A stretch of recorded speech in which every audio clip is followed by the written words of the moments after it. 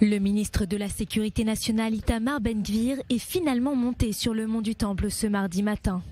Arrivé à l'improviste, il était accompagné de nombreux agents de sécurité. Une visite de 13 minutes qui s'est déroulée sans incident. La vigilance a cependant été accrue dans le système de sécurité suite aux menaces du Hamas et du djihad islamique et à la crainte de tirs de roquettes depuis la bande de Gaza. Notre gouvernement ne cédera pas aux menaces du Hamas. Le mont du Temple est l'endroit le plus important pour le peuple d'Israël. Nous maintenons la liberté de mouvement pour les musulmans et les chrétiens. Mais les juifs monteront également sur le mont du Temple. Ceux qui profèrent des menaces doivent être traités avec une main de fer. La décision d'Itamar Ben-Gvir de monter sur le mont du Temple a été prise ce lundi après une réunion avec le Premier ministre Benjamin Netanyahou. Il lui avait alors annoncé qu'il monterait sur le mont du Temple dans les prochaines semaines, une déclaration à laquelle le Premier ministre n'a montré aucune opposition. Dans la soirée, Itamar Ben-Gvir a rencontré le chef de la police, du Shin Bet et le commandant du district de Jérusalem qui lui ont donné un aperçu du déroulement de sa visite. Feu vert donc des différents acteurs qui ont estimé qu'il n'y avait aucun obstacle à sa visite.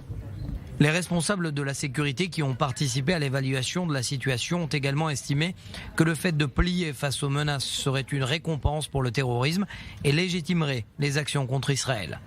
Condamnation ou marque de soutien, la visite d'Itamar Ben-Gvir a suscité de vives réactions.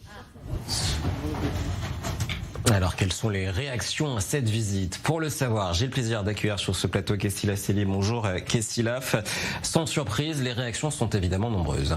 Effectivement, Christopher. Et les premières réactions viennent du côté palestinien, quasiment dans la foulée d'ailleurs. C'est le ministère des Affaires étrangères de l'autorité palestinienne qui dit « Nous condamnons fermement l'invasion de la mosquée Al-Aqsa par l'extrémiste Ben-Gvir et la considérons comme une provocation sans précédent et une menace sérieuse.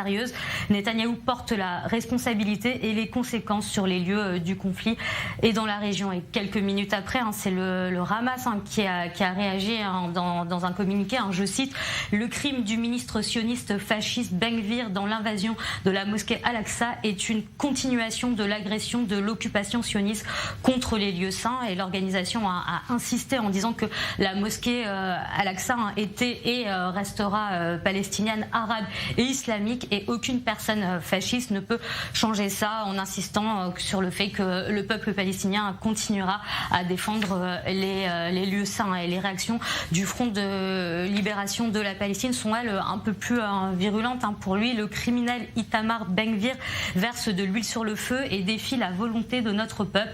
Nous ne tairons pas sur ces crimes et le dernier mot sera notre peuple et la résistance. La Jordanie, qui, on le rappelle, a autorité sur les lieux saints, donc la mosquée Al-Aqsa, elle, a annoncé qu'il fallait s'attendre à des heurts sanglants. Alors, pour l'instant, du côté de la classe politique israélienne, il n'y a pas eu de réaction. Mais hier, quand Itamar Ben-Gvir avait annoncé qu'il voulait aller sur le mont du Temple, l'opposition avait bien précisé que cette démarche, ne serait bien évidemment pas sans conséquences. Là, Yair Lapid, l'ancien Premier ministre, avait clairement dit que c'était une provocation qui conduira à des violences qui coûteront des vies humaines. Merci.